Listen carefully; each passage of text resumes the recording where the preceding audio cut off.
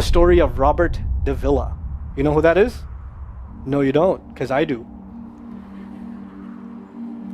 3 months ago, I gave khutbah in Fort Worth. I haven't been to that masjid in 4 or 5 years, and they invited me for some reason, and I went. And I gave khutbah there. My khutbah was about dua. An Egyptian fellow comes up to me, a young man came up to me afterwards, he goes, Allah fulfilled my dua today. And I said, what's your dua? He said, my dua was that Nu'man Ali Khan should meet Robert Davila. I was like, are you Robert Davila? He goes, nope, I am not Robert Davila. Robert Davila is my friend. But I think Allah is fulfilling my dua. I was like, fire away, I want to know. Robert Davila is a young man who lives in a town 40 minutes past Fort Worth. He was a farmer, young guy.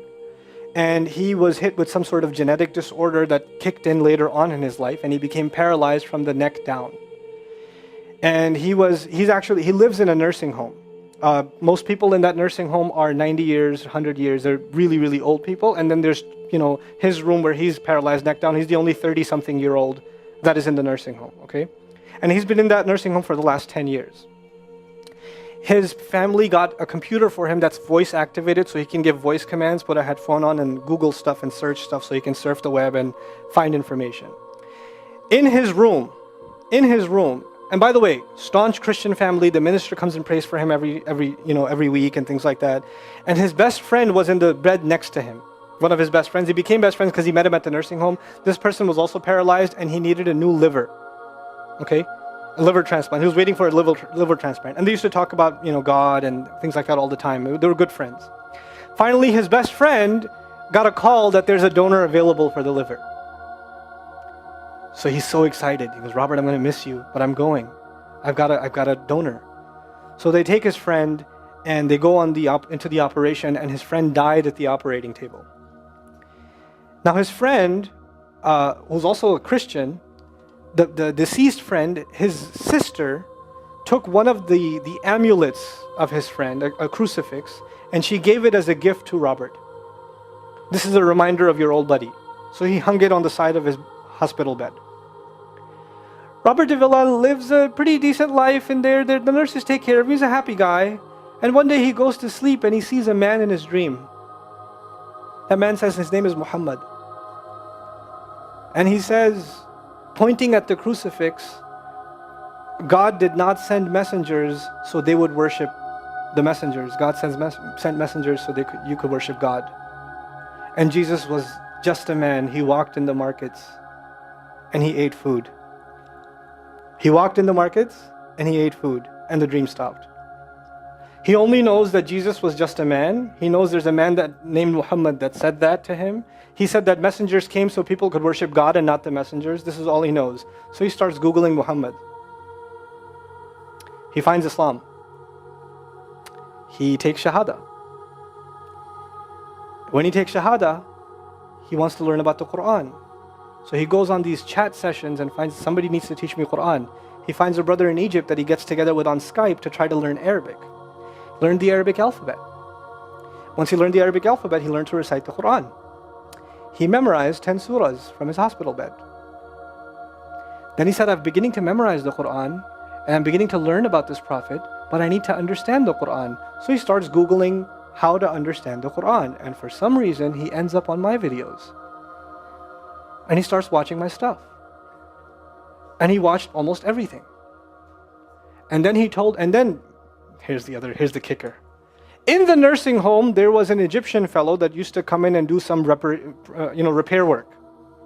The Egyptian fellow has his own awesome story. The guy had basically lost faith. He wasn't religious. The nearest masjid to him was 50 miles away. So he didn't really go to Jum'ah much anymore. But he felt a spiritual void, so he started going to the church just to feel closer to Allah.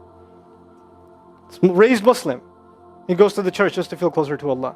He's passing by Robert's room one day and he hears وَالْعَصْرِ إِنَّ الْإِنسَانَ لَفِي خُسْرٍ. So he walks into his room and says, Robert, what are you listening to? Robert says, nothing. That was me. And the guy says, you're Muslim? He goes, yeah, I became Muslim. And now this friend is in shock. How does Allah guide someone in the middle of Churchtown, USA, in a nursing home, with a crucifix on the side of his bed that he doesn't even have the physical strength to move. And the guy himself says, I want to come back to Allah. So he tells him about his, the friend he found online, Norman Ali Khan. So the Egyptian fellow starts watching my videos. And then he says, I wish I could meet him one day. And he says, okay, I'll pray for you. And after 5 years, that Egyptian friend shows up at the same masjid that I haven't been to in 4 years. And after Jum'ah says, I think Allah wants to fulfill my friend's dua and my dua. So I said, I think He does. Let's go. So I took a few of us and we went. And we met with Robert. We had a beautiful conversation with him. And inshallah, for Eid, we're going to go to his nursing home again. The nursing home was pretty shocked. You're all here to meet Robert? I was like, yep. Why do you want to meet him? He's an inspiration. I'm like, okay, let me check if we can. And they had to call the hospice administrator and all this stuff, and then eventually let us in. And Robert's in shock. And then I meet with Robert, we're talking, and I was like, hey, Robert, so I heard you memorize some surahs. He says, yeah. Can you recite one for me? So he recited Surah Al-Asr. Not one of us was not crying. We're just in tears. When somebody turns to Allah, don't worry about the means. Guidance will come. Balance will come. I want to tell you some more about Robert because young guys are here. Young guys that play basketball. Young guys that are healthy. Young guys that have ambition. I told you what's his paralysis, from where to where? Neck down. He has a special wheelchair that has to hold pretty much every part of his body in place. He can't just sit in a wheelchair. It holds his neck and it holds every other part of his body in place because he has no control over his limbs. And he has to have a special van where the wheelchair locks in so that if it goes through a bump or whatever, he doesn't, receive the shock. So he made a request. He wants to go to the Friday prayer. They didn't have the special van, so they put him in a regular van. And so he went to the regular van and a few bumps and his spine got even more hurt. He went to Jumu'ah. He came back in excruciating pain and they said, I'm sorry, Robert, you're no longer able to sit in your wheelchair. You're going to have to stay in your bed for the next 6 months at least. If you see recovery, then you can get back up again. I met him in that span. He had already been in that bed for 3 months already. And the reason he was in that bed is he went to Jummah prayer. And he told me about the Jummah prayer. He said, I've never felt more peace in my life than I was in that masjid. And you know what I'm going to do, Brother Norman? When I can sit in my chair again, I'm going to go to Jummah. I'm going to go to the masjid because I've never felt like that before. There's someone who has nothing but control over his mouth and his eyes. And he says, I only find peace in the masjid. And here we are.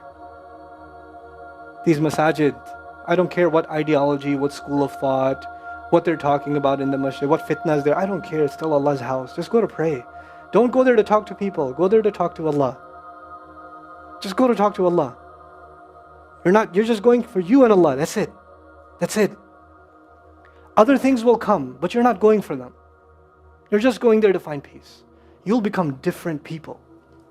If Allah can guide Robert Davila, Allah guide everybody. And then he said, sometimes I wonder why Allah put me in this position. And then I say to myself, what am I kidding? Allah has given me so much. I am so grateful for what He gave me. And if this is the way He was going to bring me to Islam, it's all worth it. So worth it. You have Muslims that lose a little bit of health and they say, why is Allah doing this to me? And this man, if you would think, nowadays atheists argue because of suffering, there's no God. If one man has in a position to say, I don't believe in God. If there was a guy, why would I be in this position? It would be Robert Davila. That guy would say, I don't believe in God. If there was one, why would I be in this mess? And yet he's in this position and I've never seen a face with more nur. Never. I've never seen a face that has more contentment on it. He's so satisfied with life. He's so happy. He's just happy. The last 7 or 8 khutbahs I've given are actually based on one sentence each on one sentence that he said in his conversation. Is that profound? He's a teacher to me. I consider him a teacher. He's my sheikh. Somebody says, who's your sheikh? I say, Robert Davila. Really? Is that a pizza place? Or no. The guidance is all around us. You don't have to get worried about what's not there. There's plenty there. You know what Allah did for the people of the cave? You know, He even guided them in where to sleep. You know, He even guided them on where to turn.